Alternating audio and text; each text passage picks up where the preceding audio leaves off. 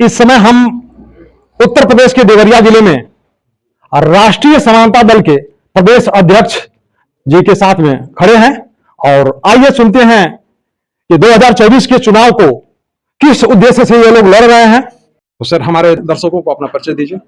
मैं संजय देव कुशवाहा, प्रदेश अध्यक्ष राष्ट्रीय समानता दल उत्तर प्रदेश। इस समय जो आप 2024 का चुनाव लड़ रहे हैं, इसका मैनिफेस्टो क्या है? आज की जो स्थिति है पूरे देश की, और पूरा देश इस बात से डरा हुआ है कि देश में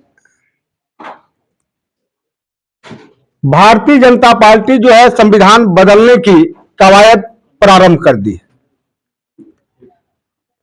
और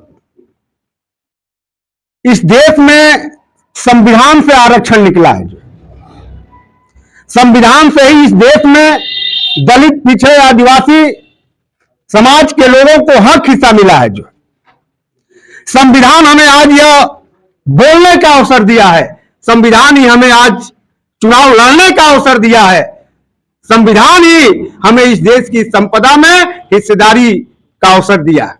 ये सभी चीजें उस संविधान में निहित हैं जिस संविधान को भारतीय जनता पार्टी बदलने की बात कर रही है। भारतीय जनता पार्टी के तमाम नेताओं ने कहा कि 400 पार, इसलिए मुझे मेजोरिटी चाहिए कि हम संविधान बदलना चाहते हैं।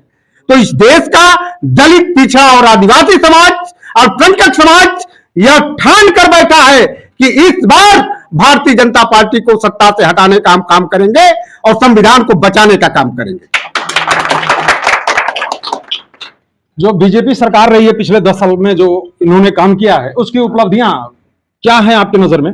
भारतीय जनता पार्टी के 10 साल के कार्यकालों में मैं लाइन से एक लाइन गिना रहा हूं। इस देश के दलित, पिछड़े, आदिवासी समाज के हक हिस्से को पूरी तरीके से खत्म कर दिया गया। ये उपलब्धि है, ये उपलब्धि है भारतीय जनता पार्टी की। जो ये उपलब्धि है भारतीय जनता पार्टी की कि 13 पॉइंट रोस्टर लागू करके देश के यूनिवर्सिटियों में दलित, पिछड़े, आदिवासी समाज के लड़कों को प्रोफेसर और असिस्टेंट प्रोफेसर बनने से रोक दिया गया।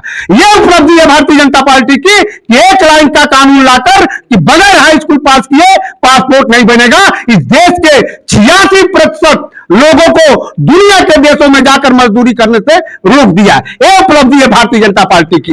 यह उपलब्धि है भारतीय जनता पार्टी की।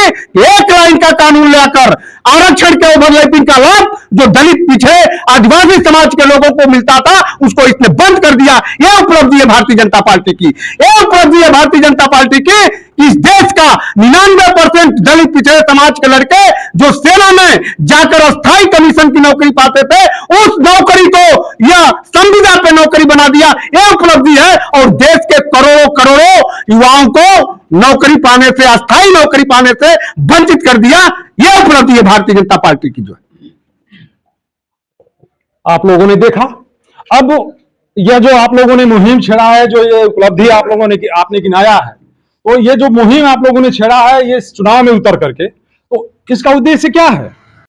जो मुहिम है इस देश में, आरएसएस मुक्त भारत, बीजेपी मुक्त भारत।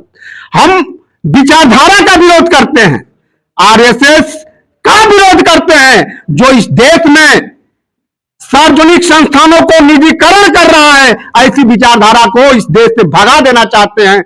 यह सरकारी स्कूल, सरकारी अस्पताल, सरकारी रेल यदि नहीं रही होती तो उस कोरोना काल में हमारे घर के लड़के उड़ीसा से, बंगलौर से, कर्नाटक से घर नहीं आए होते। यह सरकारी संस्थानों का महत्व होता है। यह सरकारी हॉस्पिटल नहीं होते तो कोरोना काल में हमारे आपके घर के बच्चे इलाज नहीं मिल पाता। यह सरकारी संस्थानों का महत्व होता है। हम राष्ट्रीय समानता दल का यह मानना है कि देश में शिक्षा, चिकित्सा, यातायात, ये सभी सुविधाएं सरकारी होनी चाहिए, कोई प्राइवेट नहीं होना चाहिए। तो आप लोगों ने देखा इनका जो मुहिम है, और यह मुहिम कहीं न कहीं आम जनता के पक्ष में है, और जो आम जनता के साथ वर्तमान सरकार कर रही है उस उत्पीड़न के खिलाफ है। अतः आप लोगों को बताने की जरूरत नहीं है कि इनके साथ किस तरह से जुड़ा जाए और किस तरह से इनका सपोर्ट किया जाए। नमस्कार, जय हिंद, जय भारत। मिलते हैं अगले समाचार में।